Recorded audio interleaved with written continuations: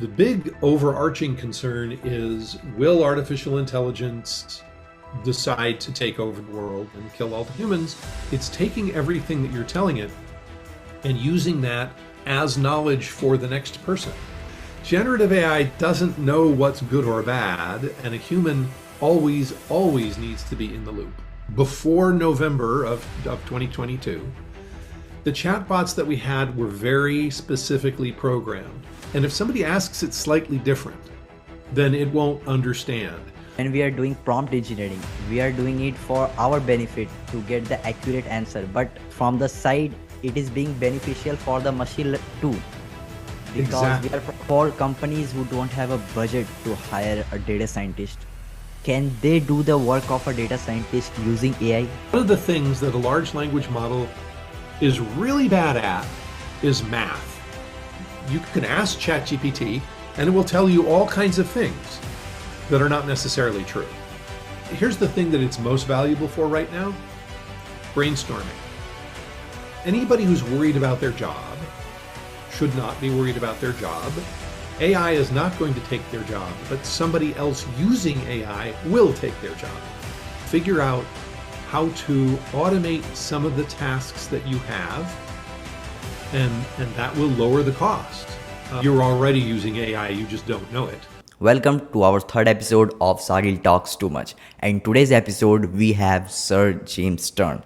He is an internationally known speaker and consultant to Fortune 500 companies. He specializes in artificial intelligence for digital marketing and analytics. He has written lots of books, and the most recent one is the Artificial Intelligence for Marketing. In today's video, we have talked about how you can maximize your marketing potential using artificial intelligence. We have talked about how you can advertise efficiently in the era of AI. How can you be more target specific to your audience? We have talked about how you can build a strong customer support using artificial intelligence and the trend of generative AI. So watching today's video will be a time saving for you and your business. So whether you are a businessman or a marketer, whether you are interested in building a startup or already have one, this will obviously be helpful to you in some way or the other. So without any further delay, let's get into the video. So welcome to the podcast, Sir James Sterne. First of all, I would like to know that how are you and how is everything going on in your life? Things are great. It's summertime in Santa Barbara by the sea, which Okay. means it's very temperate. And the nights, the sun stays up a long time. It's beautiful to be outside. And work is going well because everybody is fascinated by the new technology changes. Yeah. And I'll tell you, the thing that keeps me going at my ancient age is that I learn something new every day. Yeah. Wow. So I've already given a brief introduction about you to my audience, but from you, we would like to hear that what do you do? And Well, I think the important thing to know about me is that I started in sales, and because I was a sales rep who had bad marketing materials, I ended up in marketing so that I okay. could sell better. So my focus has always been on what's important to the customer. And so customer centricity is the center of everything that I do. Um, what do I do? I lead the Marketing Analytics Summit conference that I've been doing since 2002. I participate actively in the Digital Analytics Association that I co-founded in 2004. Okay. I've written a bunch of books.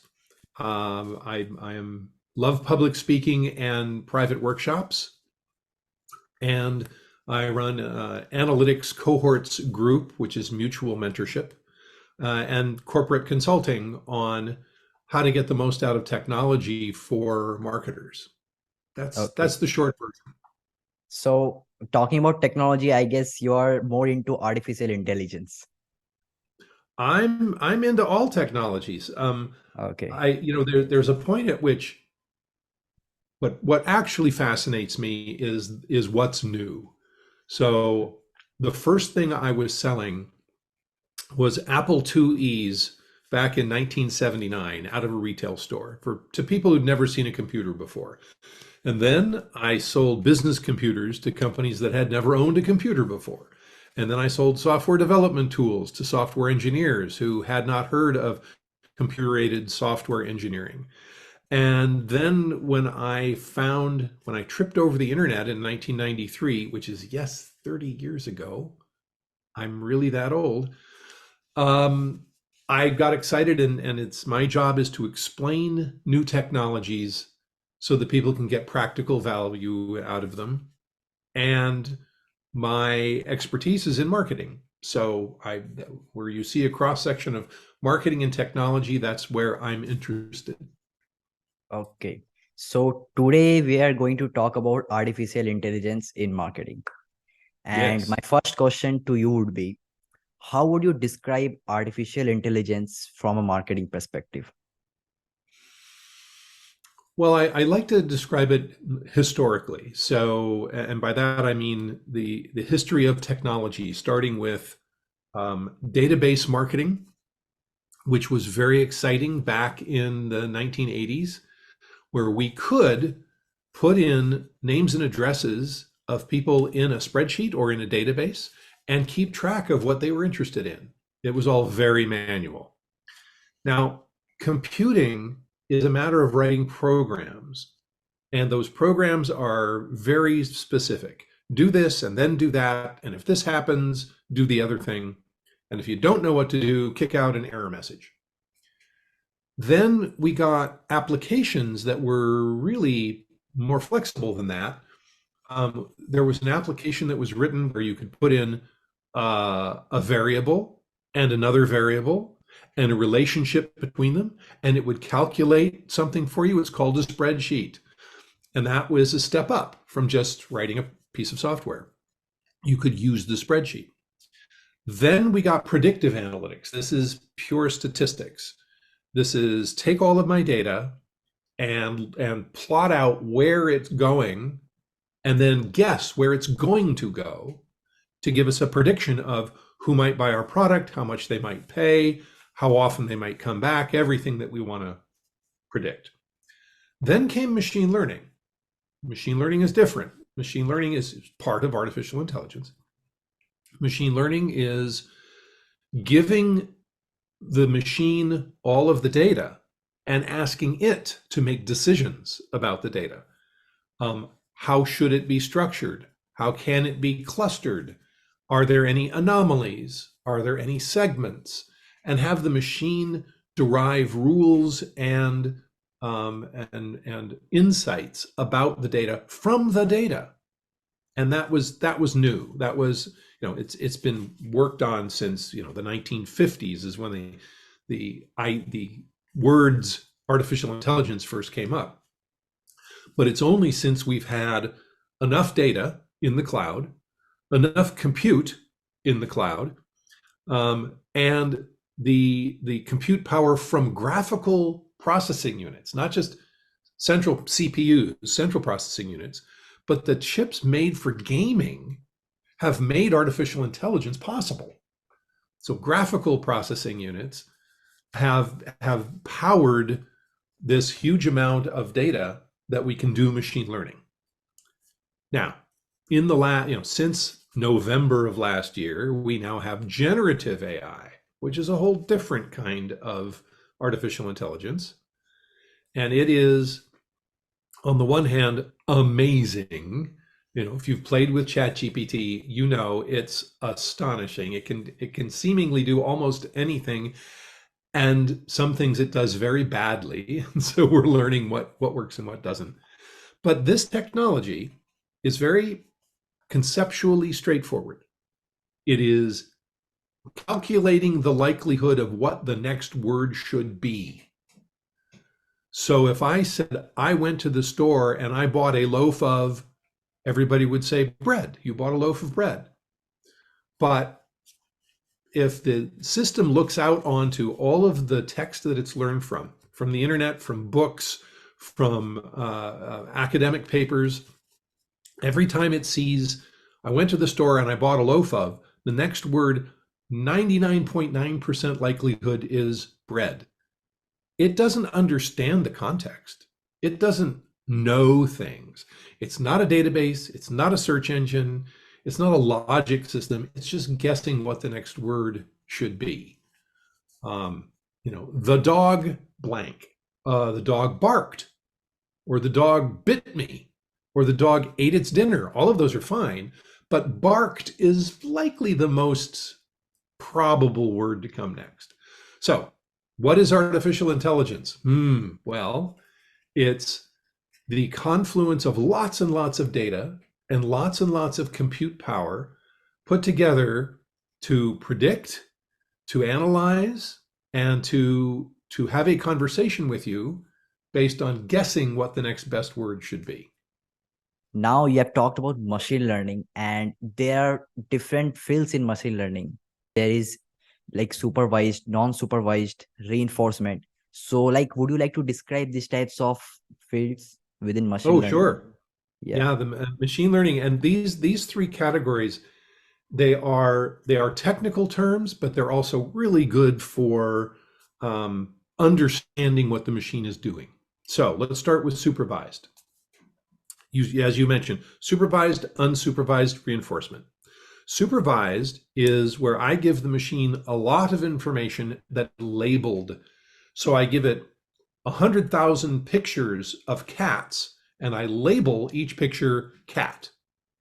So when I give the machine a new picture and say, is this a cat or not, it compares it to 100,000 labeled pictures and says, yes, that's a cat, or no, it's not a cat. And sometimes it gets it wrong. So I have to say, well, actually, no, that's a mountain lion. No, actually, that's a lynx. That's not a cat. And after telling it enough times, just like you would with a child, eventually it says, oh, that's a cat, that's not a cat. And it learns because you're supervising its learning. Unsupervised is where you give it a bunch of data and you say, tell me something.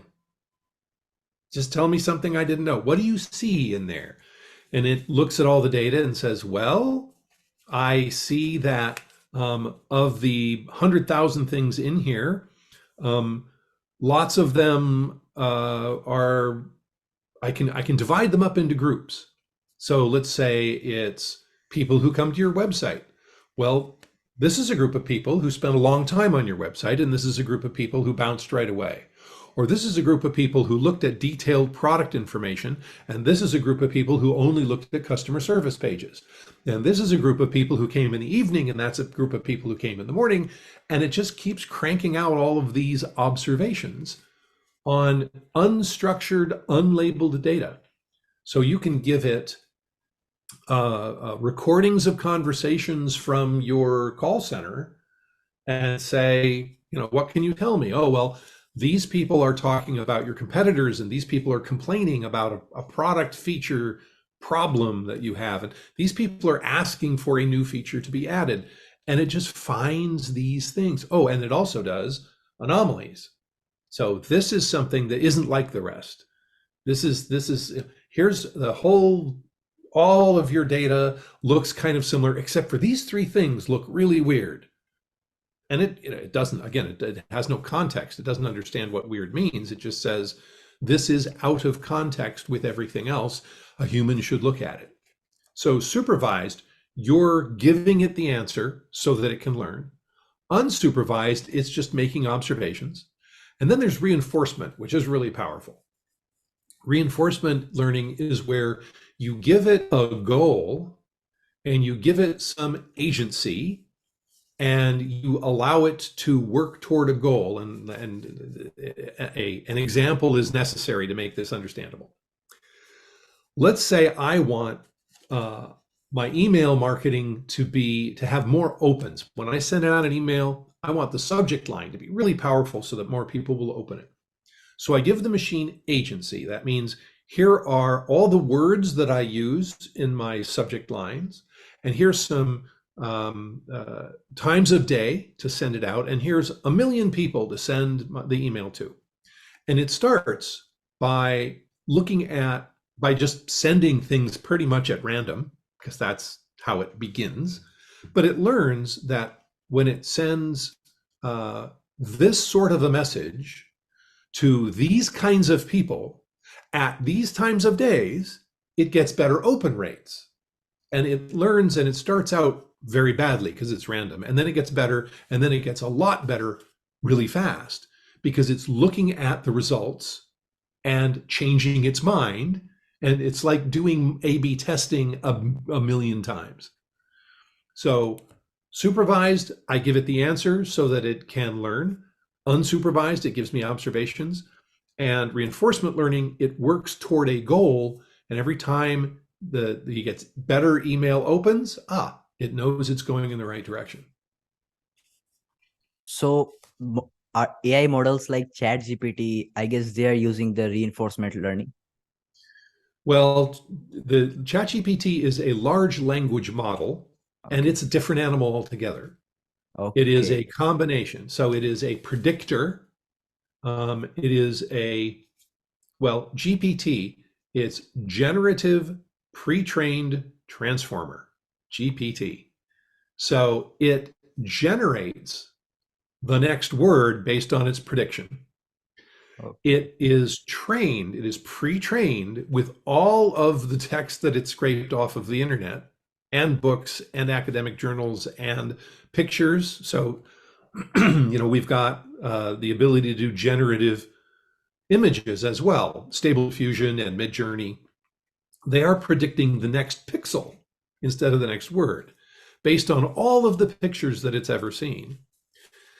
Now, does it have reinforcement learning? Well, yes, large and small. On the small scale is prompt engineering. You prompt it. I want to see a picture of a cat on a unicorn on the moon, and it will draw you that picture. And you say, "Oh no, that's not what I wanted. I want the helmet to have a bigger visor, and I want to have the Earth seen in the sky of the moon, and more. Please add more stars." And you are now engineering the prompt to tell it what you want. So that's the small scale. You're telling it what your immediate need is, and as you keep talking to it, it keeps getting better and better because you're clearer and you're providing more context. On the other hand, the big side is it's taking everything that you're telling it and using that as knowledge for the next person. When the next person says, "I want to see a picture of a cat on a unicorn on the moon," it says, "Oh, well, the last 5,000 times somebody asked for that, they made changes. So I'm going to assume that that's better than what I originally came up with." So it is reinforcement learning and predictive at the same time. Okay. So the more data we feed in, the better it gets. I mean, The more data, absolutely, and it needs a lot of data. So the more data, the better it gets, okay. and the more context, the better the prompt, the more we describe what we want it to do, the better it gets. Okay. So when we are doing prompt engineering, we are doing it for our benefit to get the accurate answer. But from the side, it is being beneficial for the machine too, because we are Exactly. providing the accuracy. That's right. Okay. Okay.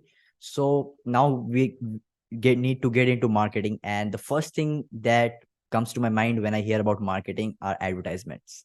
Due to the advancement of technology and AI, all these things, it's getting more personalized. And in one of Yes. your sessions, I have seen that you talked about how advertisements are being shown on the basis of the cars that you're driving. Yes. So whether we are starting up a business or we are into a business, how can we maximize our advertising potential using AI? Well, if you're using the digital advertising, you're already using AI, you just don't know it. So if you draw up an ad or have your designer design an ad and you put it on, say, the Google Ad Network, Google is going to try to figure out how to put that in front of the right person. So it's going to look at all of the profiles that it has, and it's going to say, well, you're advertising an automobile. Here are people who have done a Google search for automobiles or have gone to automobile manufacturer websites. So let's show that ad to them. And if that doesn't work for whatever reason, oh, well, then let's try something else. And this is the reinforcement learning. It keeps trying things until it finds something that works, and your ad will get shown to better and better prospects over time, and depending on how much money you spend. And then whether or not you've identified to the system. So for instance, Facebook advertising. I want to show this ad only in a specific geographic area. I want to show it only to people who have expressed an interest in whatever, the automobiles, if we're going to go with that category. And you are now controlling what the AI does. So yes, you are using artificial intelligence without knowing it. Now, if you want to go on the other side of that and actively use artificial intelligence, then you can have a system that will generate 1 million different ads for 1 million different people. For example, you could say, I want to advertise my business to business offering on LinkedIn. And I want to only advertise it to people who have the following words in their title. And I want it to go only during the hours of the day that they are working. And again, you're setting up rules for LinkedIn's AI system to have guardrails, and then it will do reinforcement learning to try to put the right ad in front of the right person at the right time. We have to be careful. We're seeing generative AI creating advertising, and if the human does not look at the results can be awkward and disturbing. The most current example I've seen is somebody in an election running for mayor of a city had generative AI create a lot of images and said, okay, put those out on social media. And it's got the name of the candidate and then people sitting around a table discussing things, but one of them has 3 arms. So generative AI doesn't know what's good or bad, and a human always needs to be in the loop. But we can get more target specific with AI if we want to target a particular set of people. Like using any technology or using any AI that will help us better get into that position. Well, yes, we have 2 ways to go about this. One is set up rules.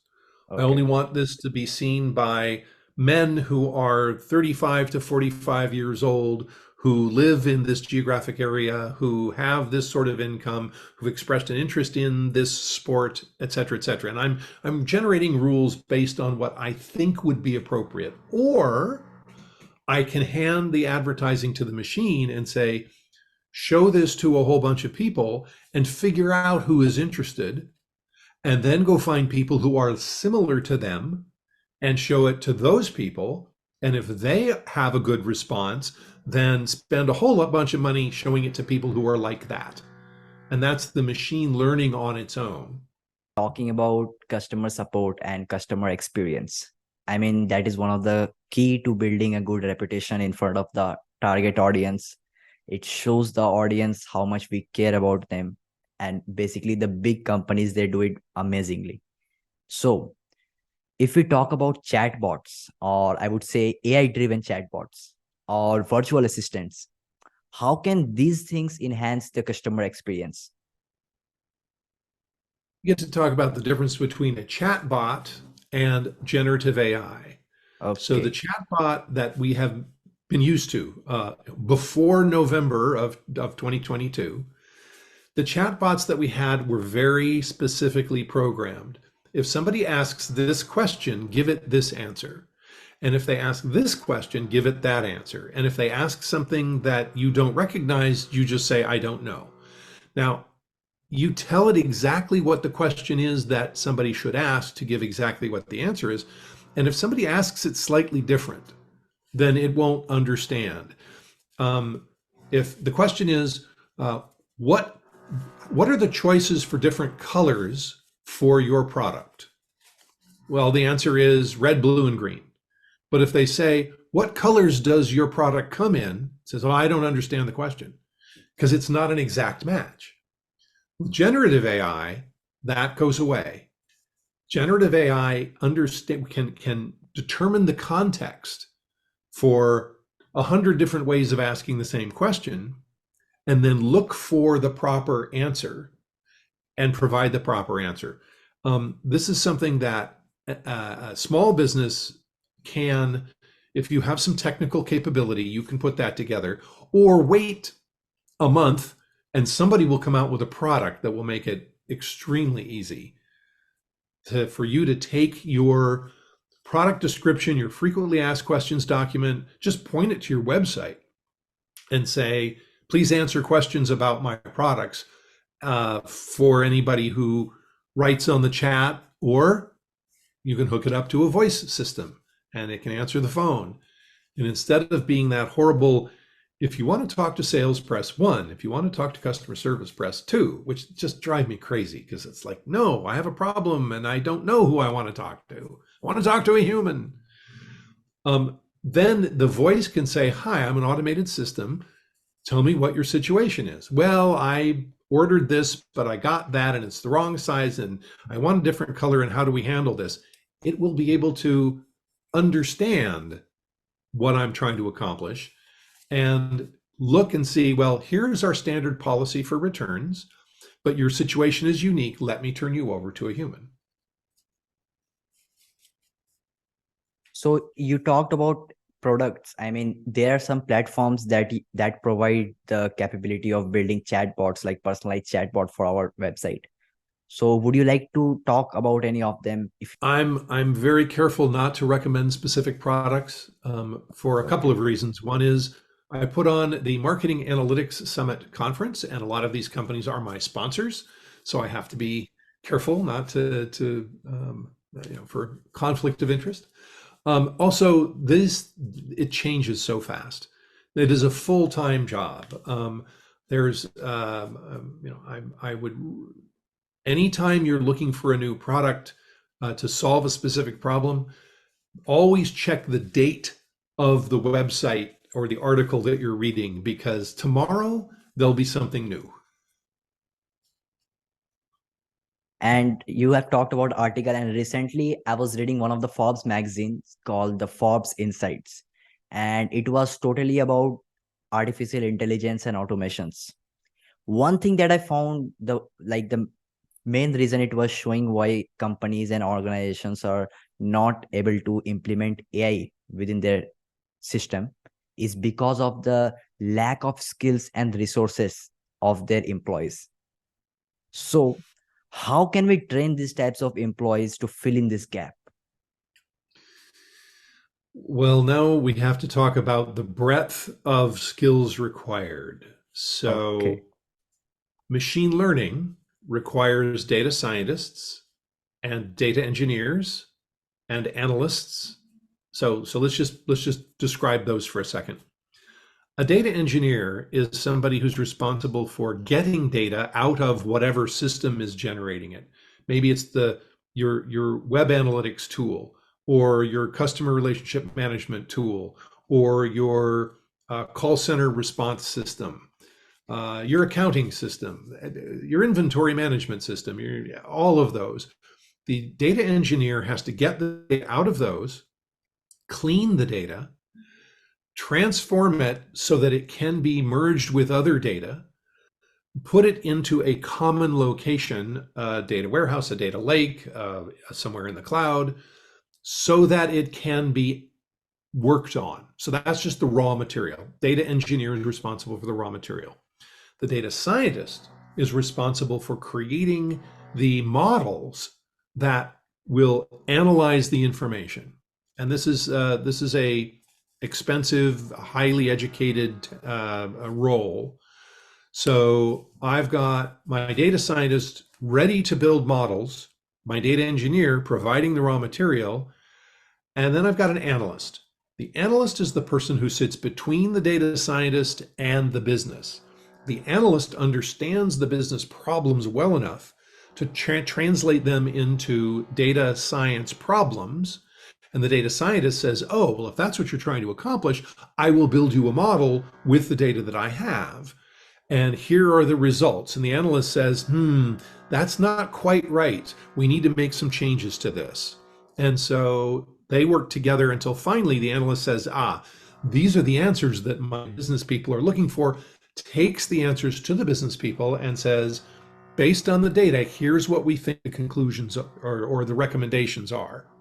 So for machine learning, creating those models, I need people who are well educated, or I need to go find tools that are specifically built for my particular needs. Now we talk about generative AI, and that's different. We're all very new at this. So we have to figure out where it's useful, how it's useful, when it's useful, and frankly, it looks like it's useful for everybody. Even the person who's mopping the floor can ask ChatGPT, which room should I start in to be the most efficient? How hot should my water be to make sure the floor is as clean as it can be? How often do I need to buy soap for the restrooms? I mean, just from that level all the way up to the CEO saying, given the new marketplace and competition, what new products should we roll out? What territory should we sell into? How many people should I think about hiring next year? We don't know yet. So the advice there is get everybody access to ChatGPT or an equivalent large language model so they can learn what it's good for and what it's bad at, because it's not good for everything. It's bad at enough things that it's really important to learn the difference. So you talked about data engineer, then we have data scientist, and then there is data analyst. And data scientist is a really expensive job. So for companies who don't have a budget to hire a data scientist, can they do the work of a data scientist using AI? It looks like they can, but no.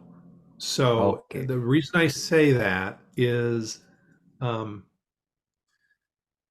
generative AI, so ChatGPT, is a really smart, capable,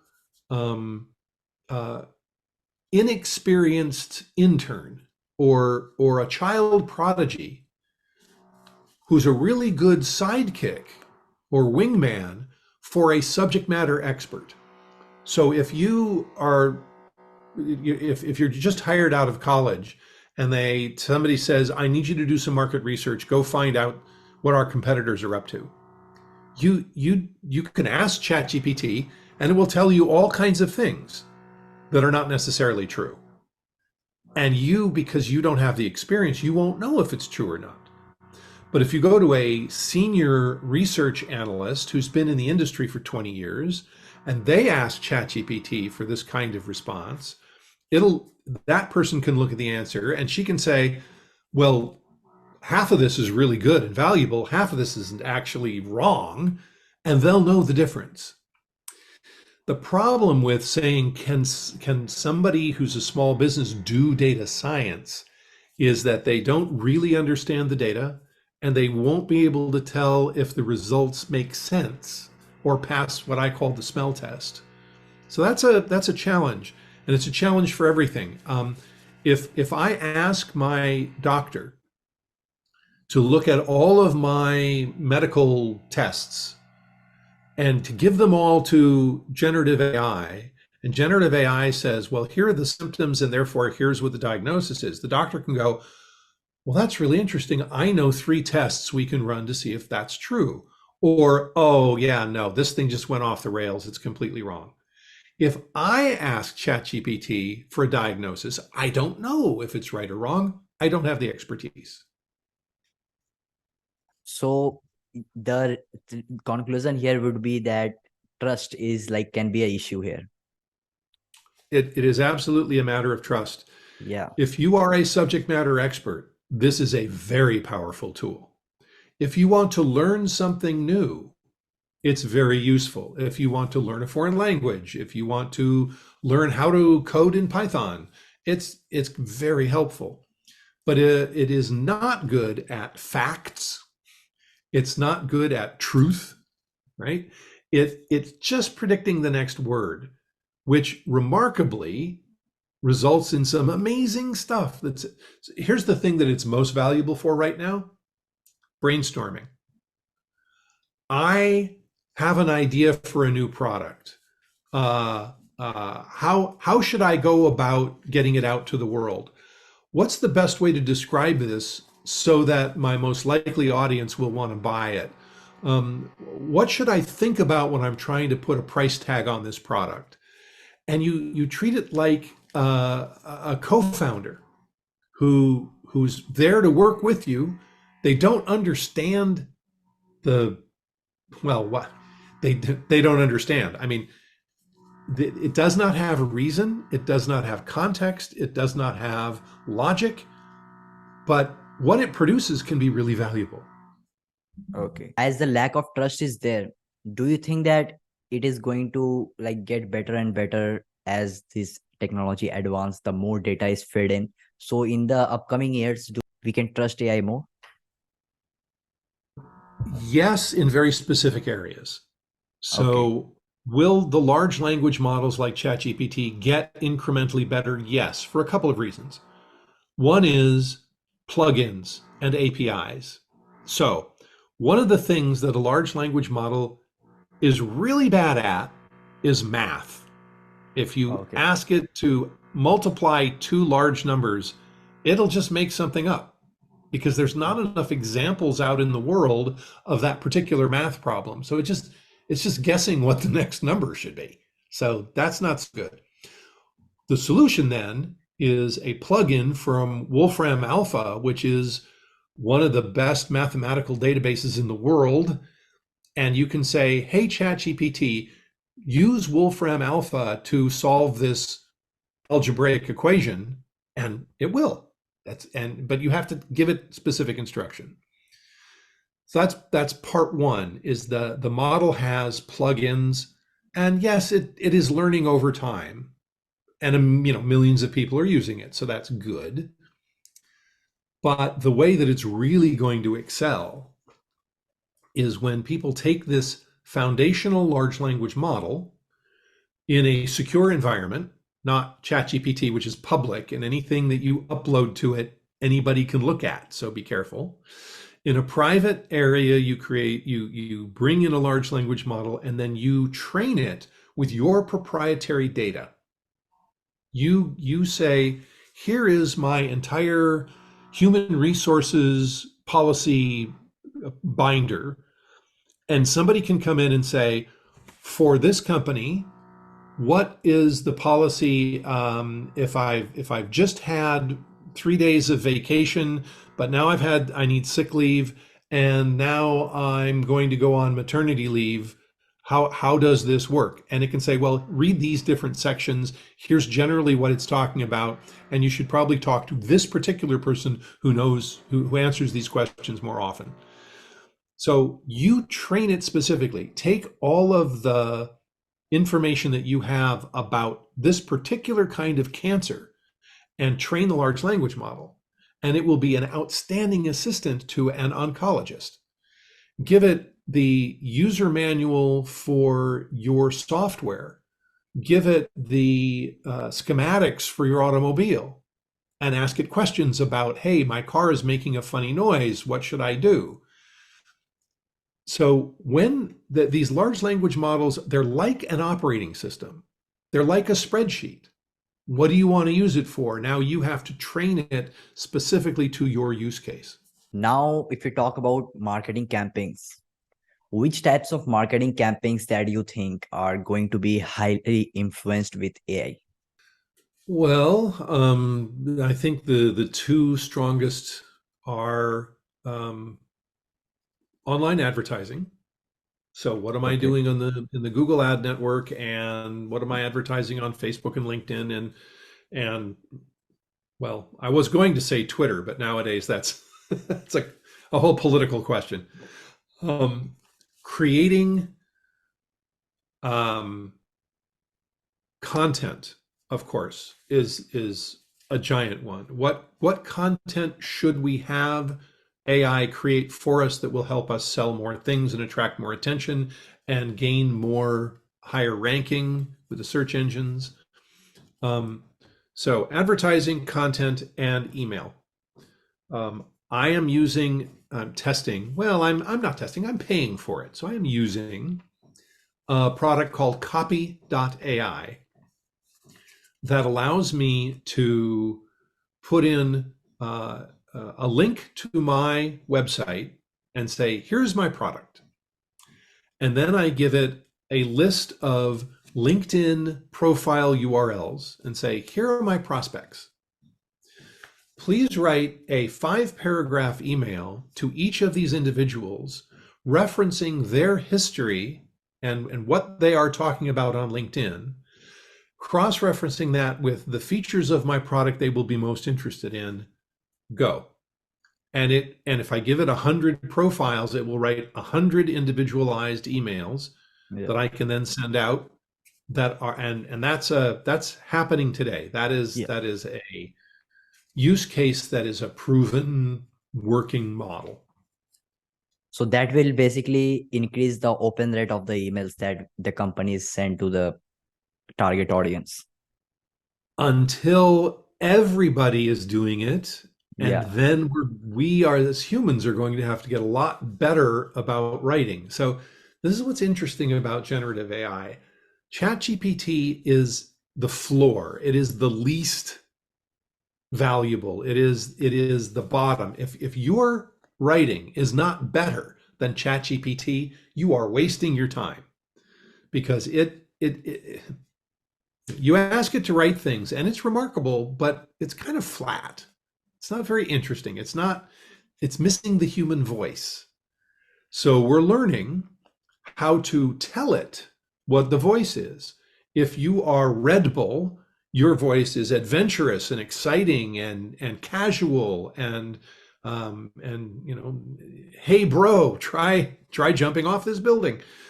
But if you are a bank, your voice is formal and corporate and careful and reassuring, and you can tell that to the generative AI so that it will write in the style that you wish. And yet, the results are still kind of meh. So a human has to be in the loop to look at the results and fix it up. When I'm using it to help me write things, I will write a paragraph and say, please check my grammar. So, oh, well, you should use a comma here and a semicolon there. It's like, great, thanks. Now I'd like you to write a new version that is more exciting. Now I want you to write 10 versions that are more persuasive. Now I want you to write 50 versions that are more fun or colloquial or whatever, and rank them on a scale of engagement and tell me which are the best 5. And I'll read those best 5, and 3 of them are just kind of meh. But 2 of them are pretty good, and I can use that as the groundwork for creating the final result. And that can save me a lot of time and make my writing a lot better. But if I just expect the machine to write something brilliantly, I'm going to be very disappointed. So now coming to analytics, and Mm. you have a deep understanding in this area. So analytics, if we talk about it, basically it's about measuring, managing, analyzing the data to get better insights. Yes. From you, I would like to know that how important is analytics? If someone is watching this, if a new marketer is watching this, or someone who wants to get into the field of marketing, how would you tell him? This is an amazing step forward. This is the difference between a calculator and a spreadsheet. This is, instead of just having a chart and a graph in Excel, you take whatever data that you have and upload it to ChatGPT, and you can ask it to analyze the information and tell me what you see, and it will it will do what I've said before. It will find anomalies and clusters and segments, and that's interesting. And then you say, well, are there any insights? Can you make any predictions? And it will create charts and graphs, and it will give you a description of what an analyst might. And it is a new feature in ChatGPT called Code Interpreter that's astonishing and wonderful, and also requires you to be very, very careful, because you need to understand your marketplace and your data well enough to know if the analysis makes sense. Does it pass the smell test? That's never going away. So imagine that you've hired a statistician, somebody who's just graduated from college with a degree in statistics, and you tell that person, hey, look at all of my data and make a prediction. And the first thing that they say is, wow, it looks like you should spend $1 million doing this, this, and this. Are you going to go, oh, great, and go spend $1 million? No, you're going to say, well, why do you say that? What were you thinking? How did you come to that conclusion? Show me your work. Reasoning. And reasoning. How did Yeah. you get there? And that's the same thing that we need to do with generative AI. It is a powerful tool, but without a deep, long understanding of the data or the market or the customers or the product or the competition, it's not necessarily going to give you value. It looks good. It's a fabulous card trick, but is it good business advice? It's too, no. The answer is no. You need somebody who really understands your data. Now, that might be you. You might have a web analytics tool and your conversion rate optimization system and all of the accounting that you've ever done, and put that in there, and it could say, well, the people who act this way will pay more for your product, so you can charge more money. Oh, that could be interesting. But now we have to test that. We have to see if it's true. So far, we have talked about the advantage of AI.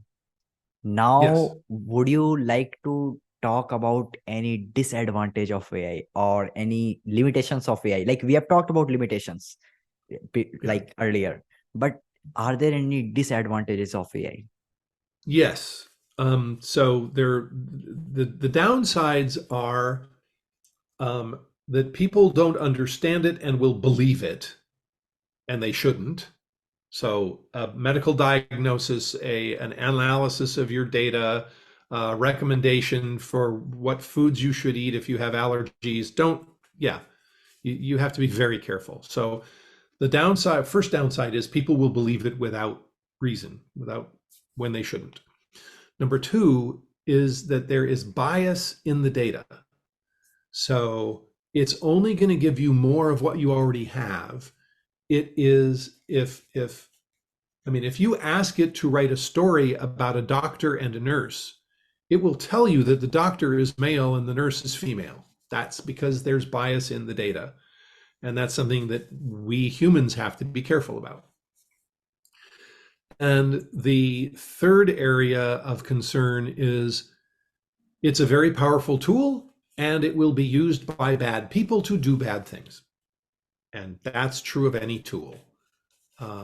There's just no way around that. We have to be careful.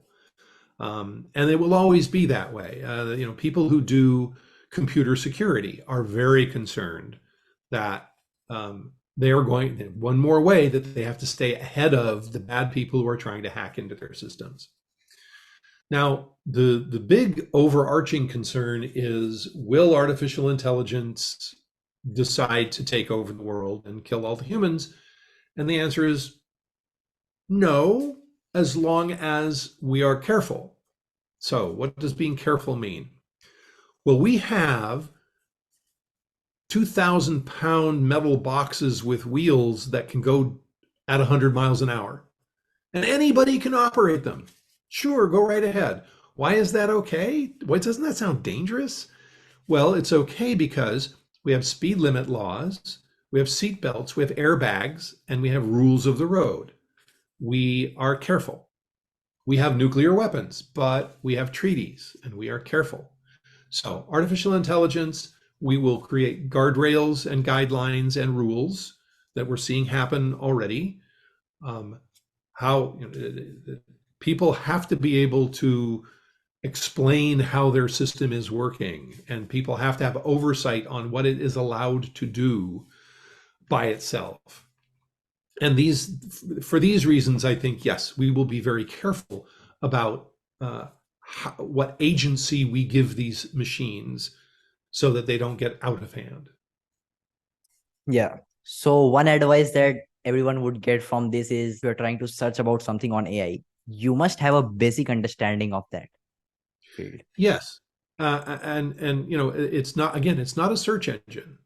A search engine will help you find 1,000 pages Mm. about the subject you're interested in, so you can Reference. read it and decide for yourself. Yeah. The AI, the generative AI, ChatGPT, can look at all those thousands and give you a summary, but not necessarily. So it will tell you what is statistically the most likely next word based on all of those websites, but it doesn't know if it's true or not. It doesn't know if it's ethical or not. It doesn't know if it's reasonable or not. It's just guessing the next word. Okay. Like I'm totally curious about how AI is going to change marketing.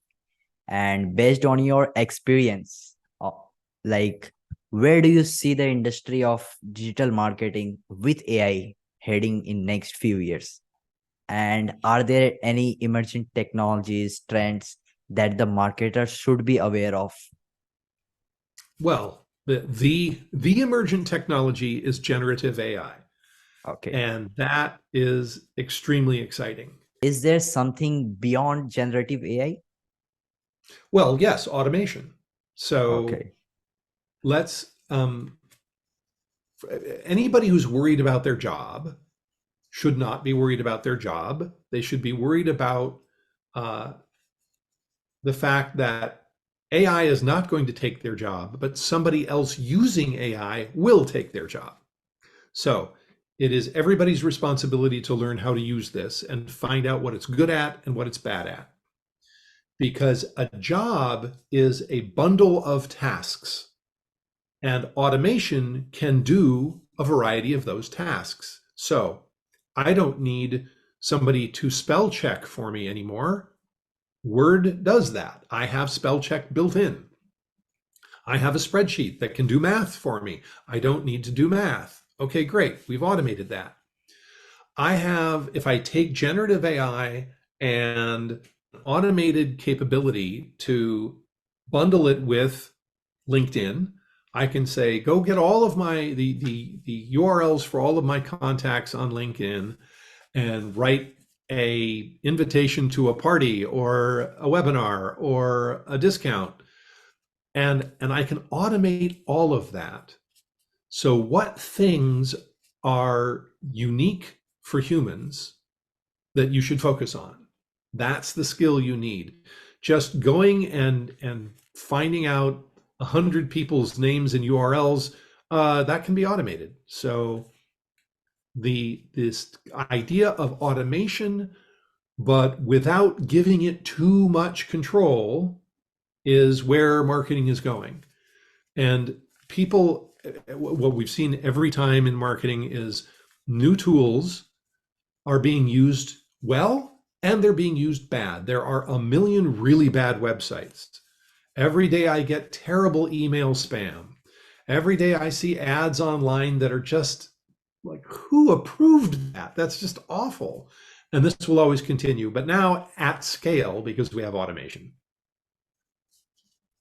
As new businesses are starting in this era of artificial intelligence and technology and getting specific to marketing, what advice would you like to give to these types of businesses or startups to efficiently do their marketing campaigns with less budget?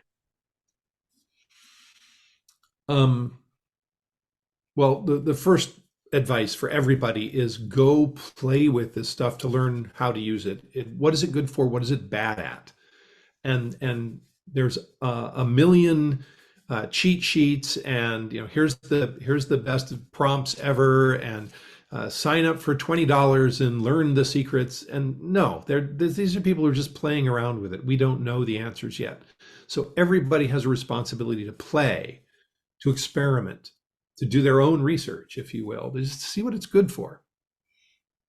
And then the next thing is to figure out how to automate some of the tasks that you have, and that will lower the cost of doing something. You'll be able to do the same work in half the time, and that means that you can do. And instead of saying, "Oh, you can fire half your people," I would say, "Oh, you can do twice as much promotion and marketing with the same staff, and so you will make more money."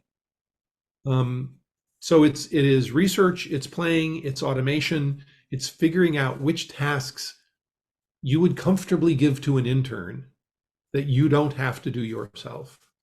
And it's a new way of thinking. Understand that generative AI is a different kind of computing. Again, not a search engine, not a database. It's an idea generator. So treat it like a co-conspirator. I have this idea. What other things should I be thinking about? What am I missing? Give me an outline that would describe the steps that I should go through to accomplish this task. Treat it as a mentor, and see how that works for you. That's my advice. Okay, so thank you so much for this amazing time, sir. I really appreciate that. Hope Absolutely, to my meet, pleasure. Thank you and we so much for inviting me to uh, be on the show. It's been great. okay.